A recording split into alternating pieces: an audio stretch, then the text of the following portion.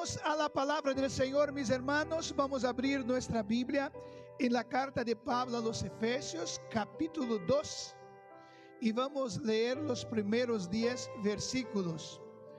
Hoy vamos para la tercera parte de la carta de Pablo a los Efesios. Hemos ya hablado sobre el capítulo 1, donde Pablo él habló sobre las bendiciones espirituales recibidas de parte de Dios Padre, de Dios Hijo, el de Dios Espíritu Santo. Y también hemos meditado sobre la oración de Pablo por los Efesios, que Pablo oró a Dios, pidiendo a Dios que abriese los ojos del entendimiento de los Efesios para que ellos comprendiesen lo cuánto habían sido bendecidos por Dios. Hoy este capítulo habla sobre la unidad espiritual de la humanidad en Cristo.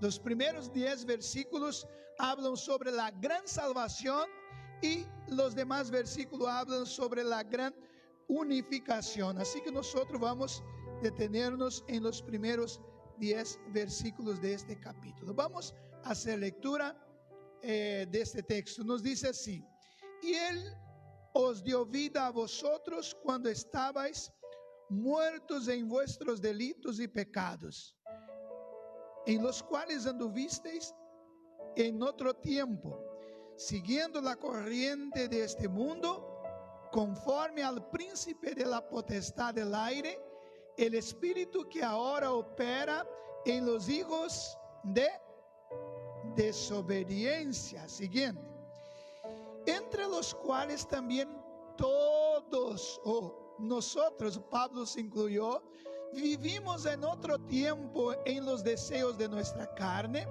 haciendo la voluntad de la carne y de los pensamientos, y éramos por naturaleza hijos de lo mismo que los demás. Versículo 4: pero Dios, que es rico en misericordia por su gran amor con que nos amó, aun estando nosotros muertos en pecados, nos dio vida juntamente con Cristo. Por gracia sois salvos.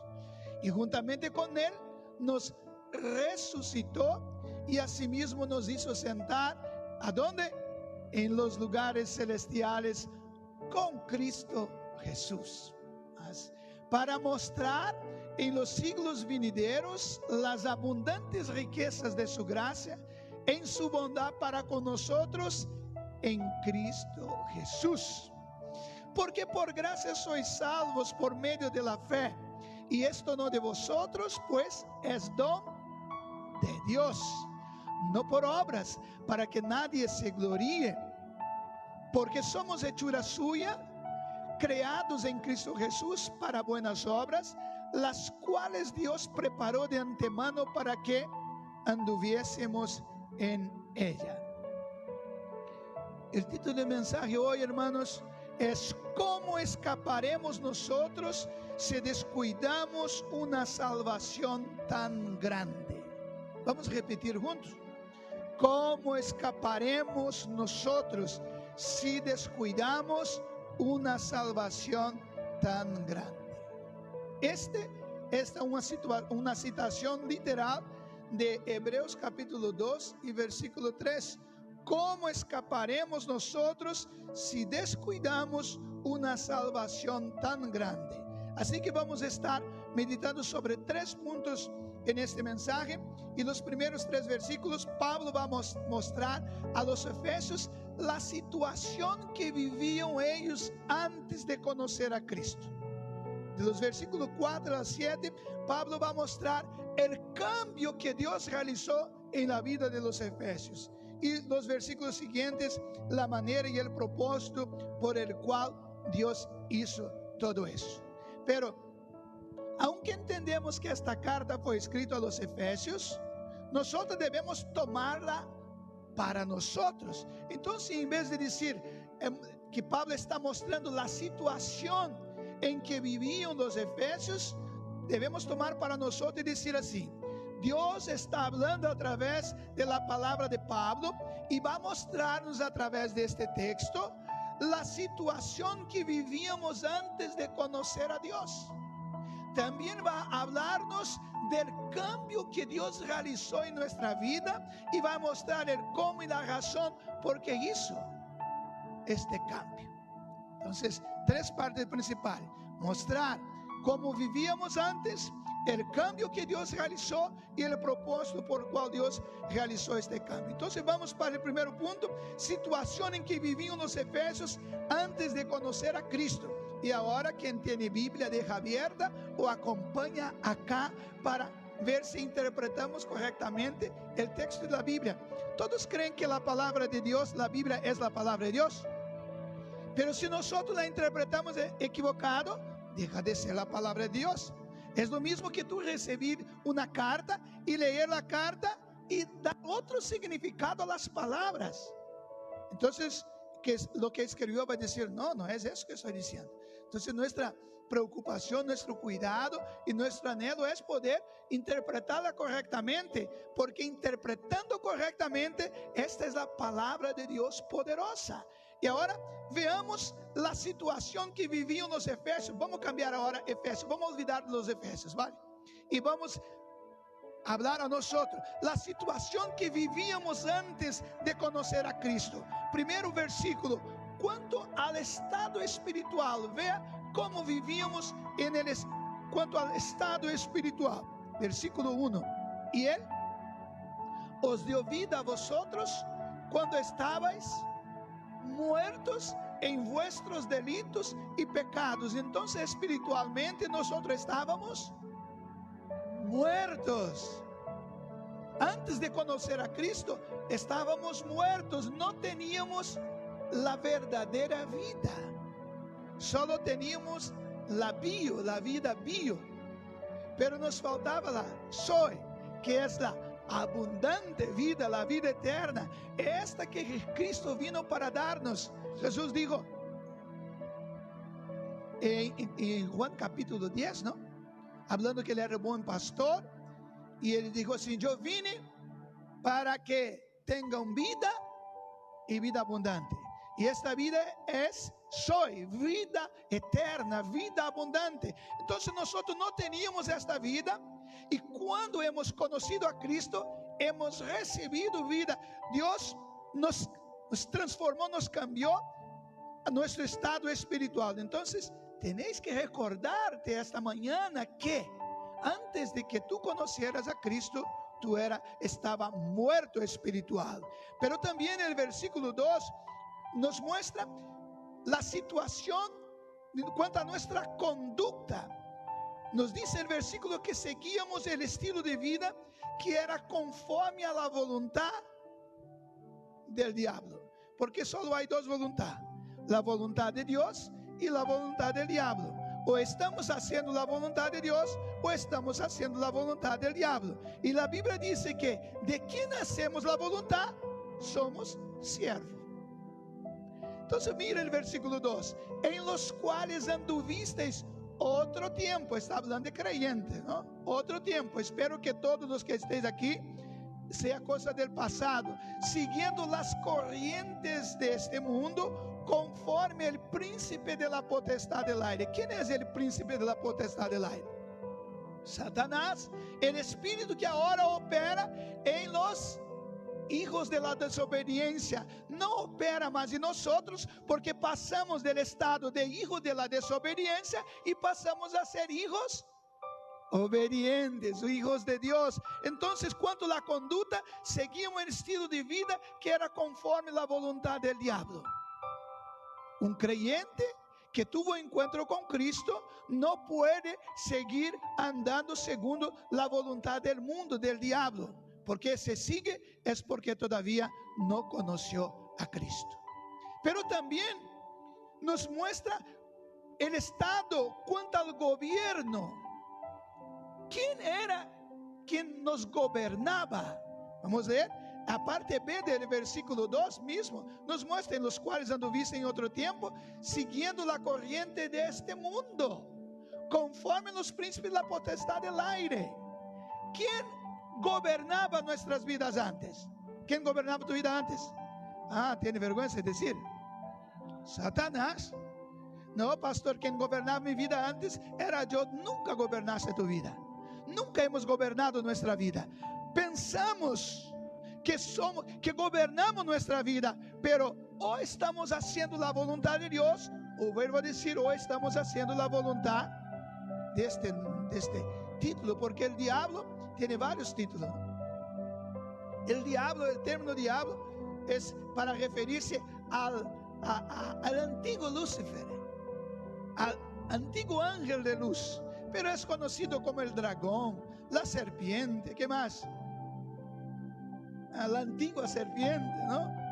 El engañador, un montón de cosas. Todo lo que no es bueno es título, se refiere a Satanás. Entonces, cuanto al gobierno, éramos gobernados por él, porque dice conforme al príncipe de potestad del aire. Es conforme, vivíamos de acuerdo al príncipe de potestad del aire. La Biblia dice que en el aire ahí arriba, donde están los principados, las potestades, las huestes espirituales de la maldad. La verdad que no creo que Satanás, el diablo, antigua serpiente, esté aquí en la tierra. No, hermano, la Biblia no deja claro eso. También no he mucho estudiado sobre demonología, estudio sobre los demonios. No soy muy experto en eso, pero pienso que él no debe tener acceso acá, pero quizás esté en algún lugar arriba ahí, ¿no?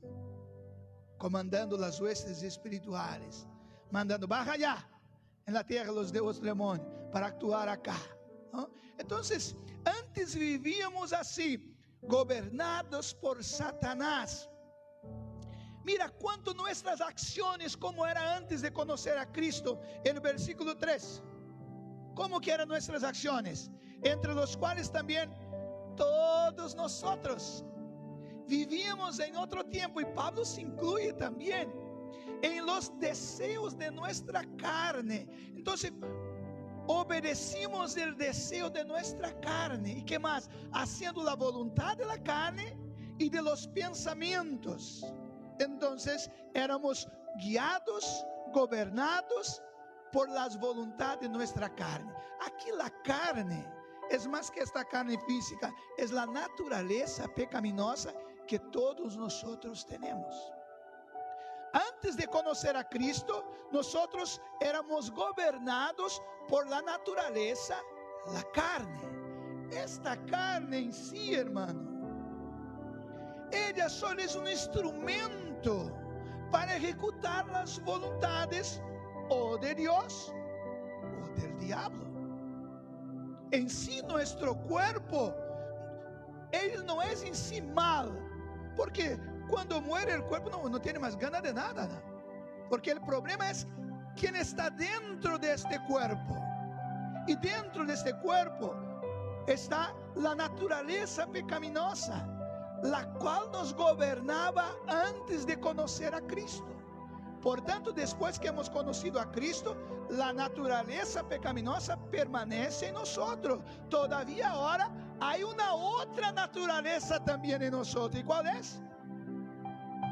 La naturaleza de Cristo. La naturaleza de Cristo está en nosotros cuando nosotros la alimentamos, la fortalecemos. Ella pasa a gobernar sobre la naturaleza pecaminosa, y la naturaleza pecaminosa ya no tiene poder más de controlarnos. Vienen los pensamientos, vienen los deseos, pero la naturaleza de Cristo en nosotros dice así: callada ahí, carne, pisamos, aquí no. Pero continúan los pensamientos, los deseos vienen, pero nosotros rechazamos. Tú no eres mi Señor más. Tú fuiste antiguamente, ahora tú no me controlas más.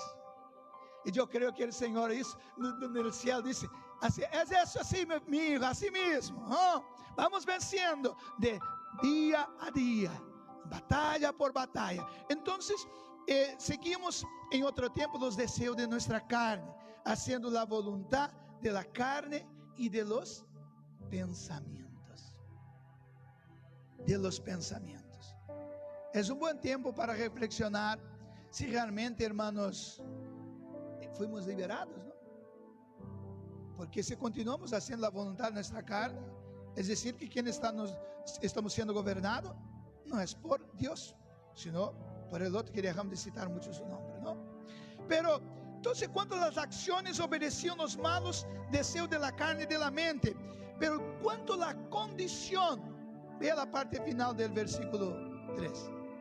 ¿Cuál era nuestra condición antes?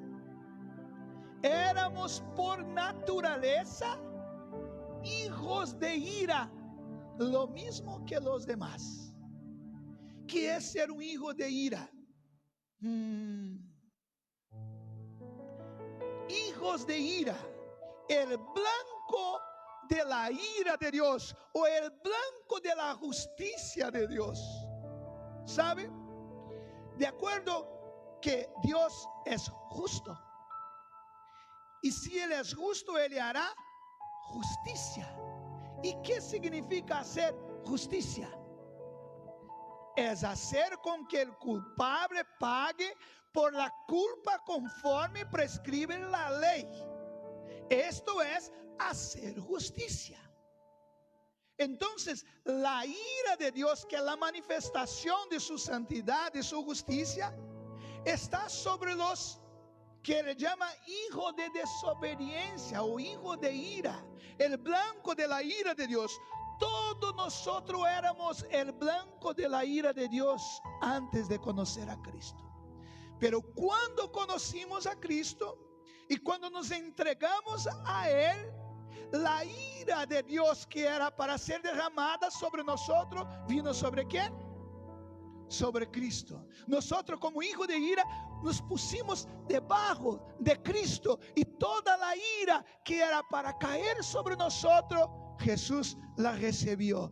Jesús, la Biblia dice que Él tomó, bebió la copa de la ira. ¿Te acuerdas cuando Jesús en el Getsemaní oró diciendo: Padre, si posible, pasa de mí esta copa sin que yo beba?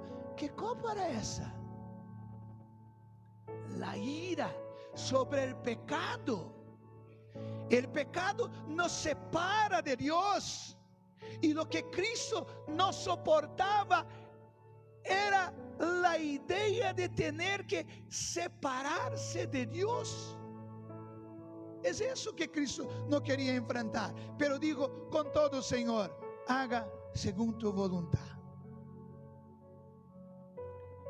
Entonces, cuando la condición, nosotros éramos hijos por naturaleza. ¿Por qué por naturaleza?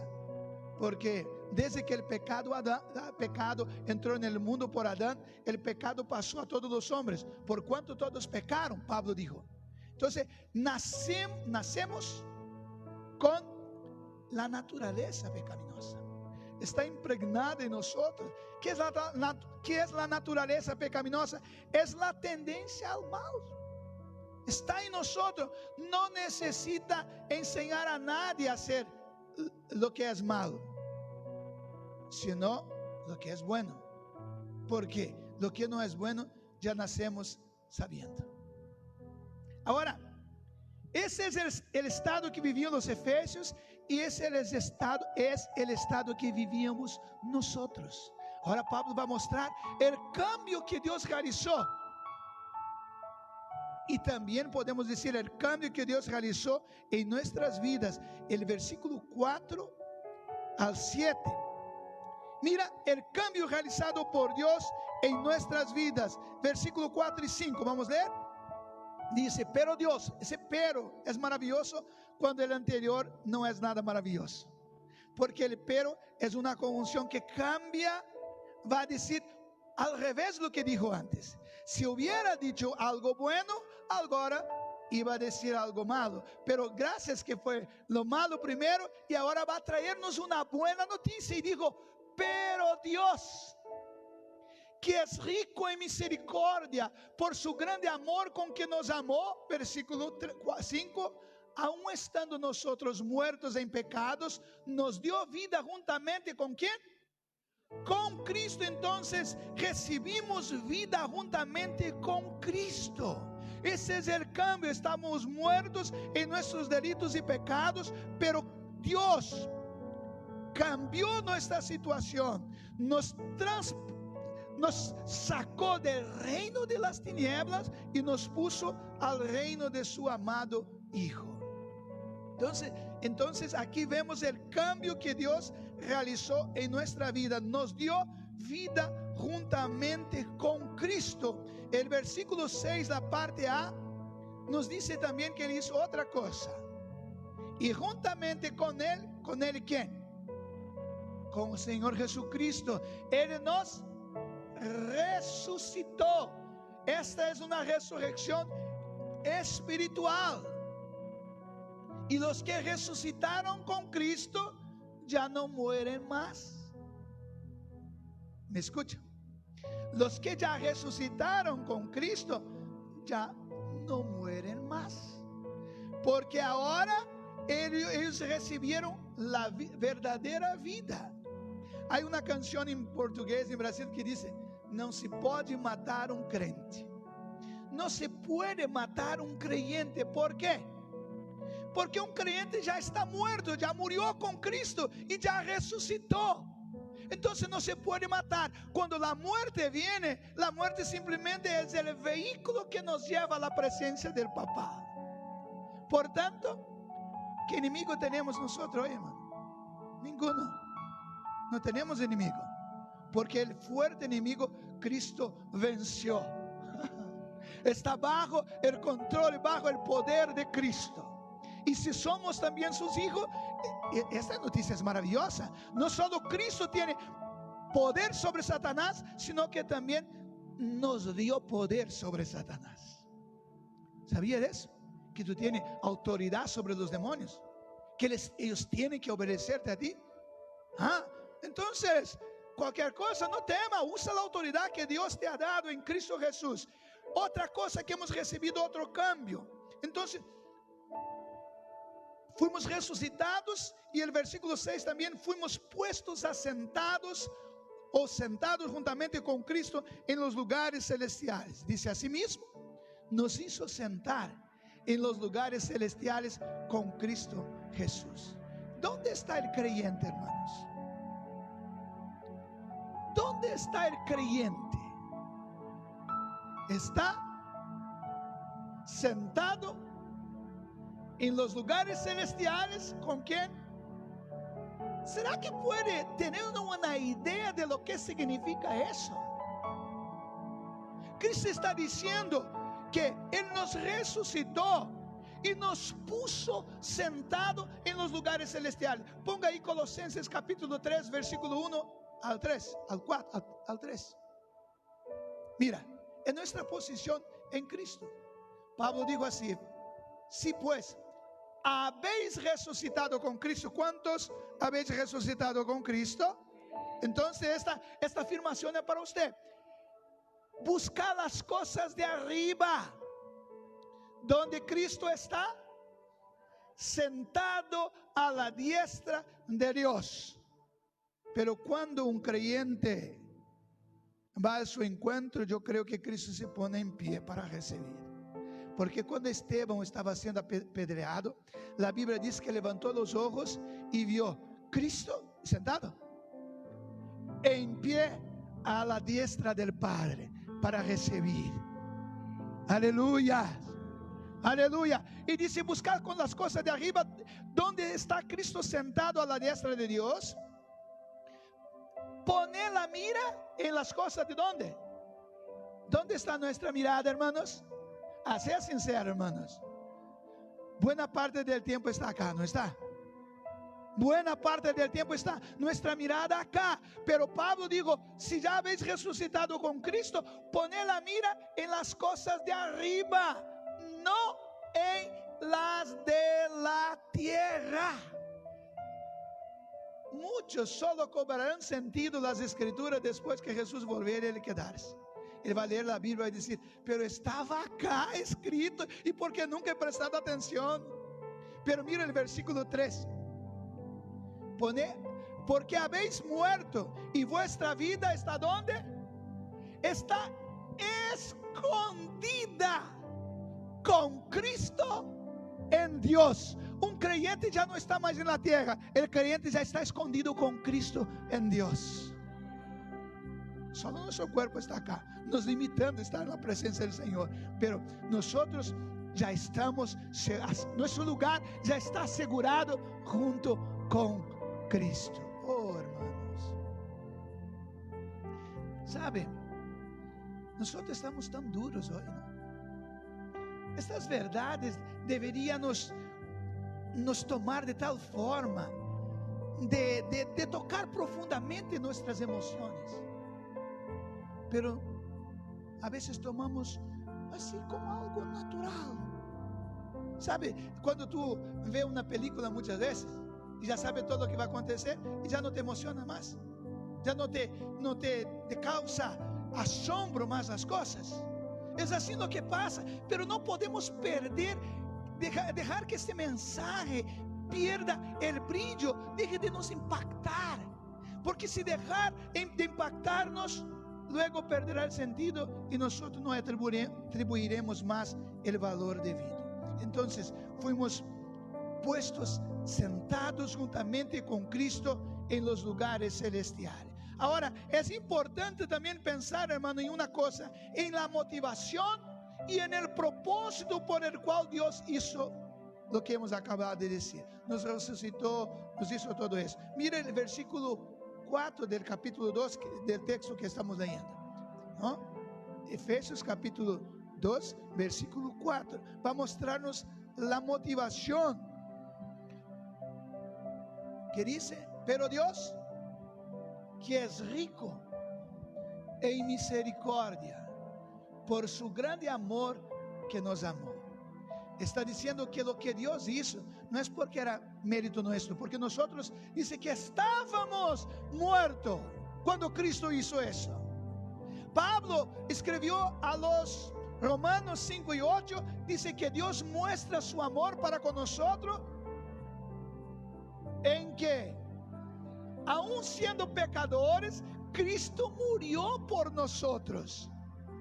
Tú no eras amigo de Dios, sino enemigo, y Dios te amaba.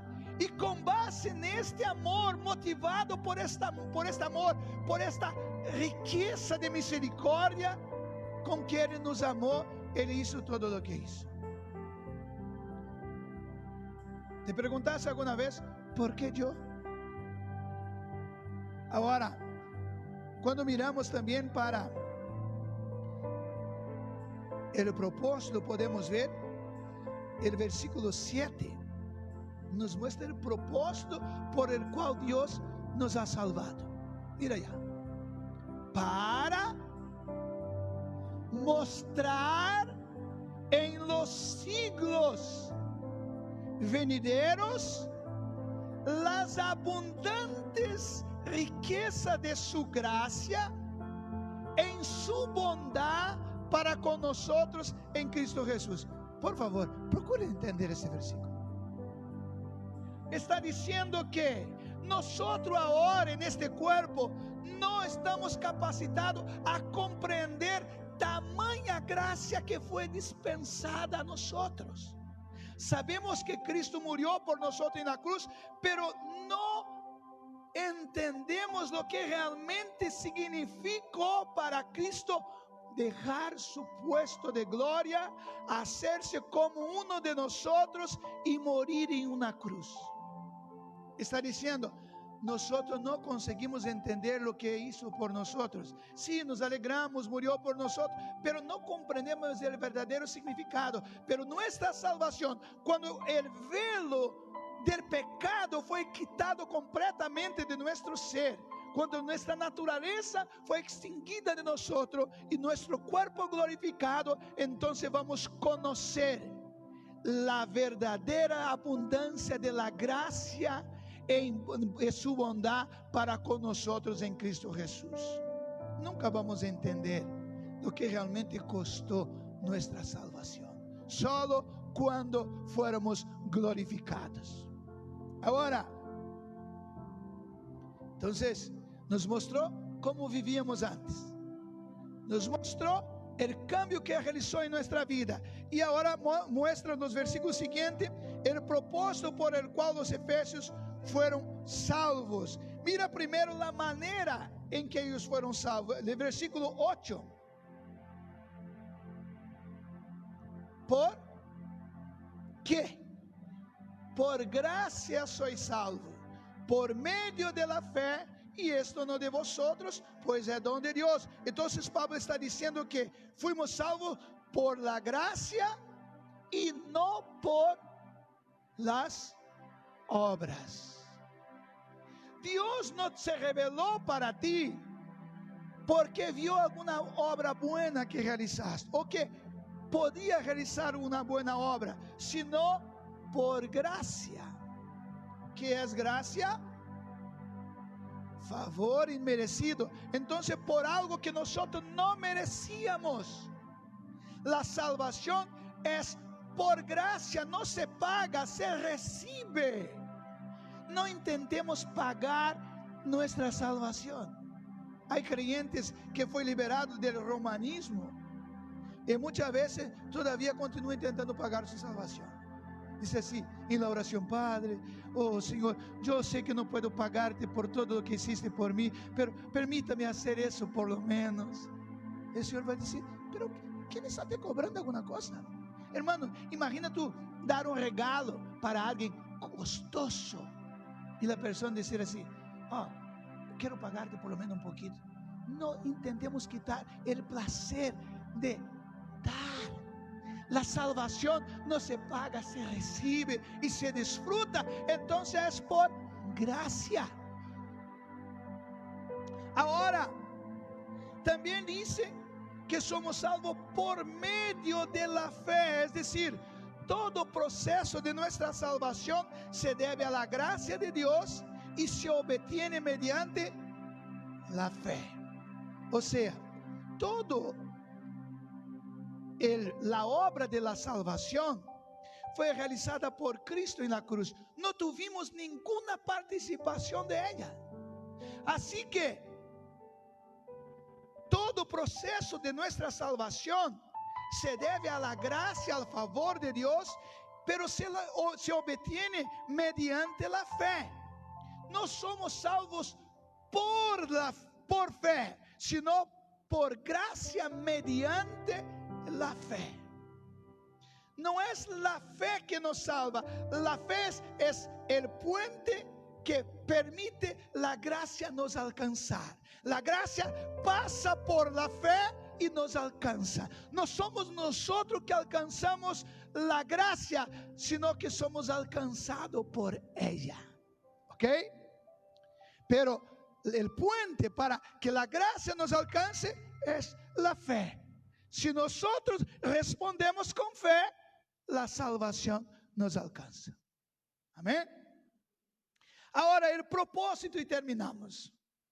El propósito de todo eso ya hemos visto un poco, pero miramos el último versículo. El versículo 10, que nos dice: porque somos hechuras suyas, criaturas suyas. Es decir que yo no soy propietario de mí mismo, no soy dueño de mí mismo, sino que soy propiedad del Señor. Hechuras suyas, creados en Cristo Jesús. ¿Para qué? Entonces el propósito de practicar buenas obras no es para ser salvos, sino porque fuimos salvos. Nosotros fuimos salvos para buenas obras. Por tanto, los que fueron salvos practican buenas obras, no para ser salvos, sino como resultado de su salvación. Las cuales, ¿qué significa las cuales acá? ¿Se refiere a qué? A las buenas obras, las cuales Dios preparó de antemano para que anduviésemos en ellas. ¿Sabe lo que está diciendo? que en la eternidad Dios te preparó oportunidades para, es decir, buenas obras para que tú las practicase. ¡Qué maravilla! Había pensado en eso, que las oportunidades que tú tienes de practicar buenas obras, Dios la preparó desde la eternidad. Ejemplo, si tú ayudas a un necesitado, Dios te preparó esa oportunidad, te dio esta oportunidad para que practique buenas obras. Así es. Entonces, mira qué cambio. Recapitulando todo lo que hemos visto, nuestra situación espiritual, ¿cómo era antes? Estábamos muertos. ¿Quién nos gobernaba antes? El diablo. ¿Éramos hijos de quién antes? De la ira. Pero el cambio, Dios nos sacó del reino de las tinieblas, nos puso sentado con Cristo a los lugares celestiales, a los lugares celestiales. El propósito era para mostrarnos las riquezas de su gracia.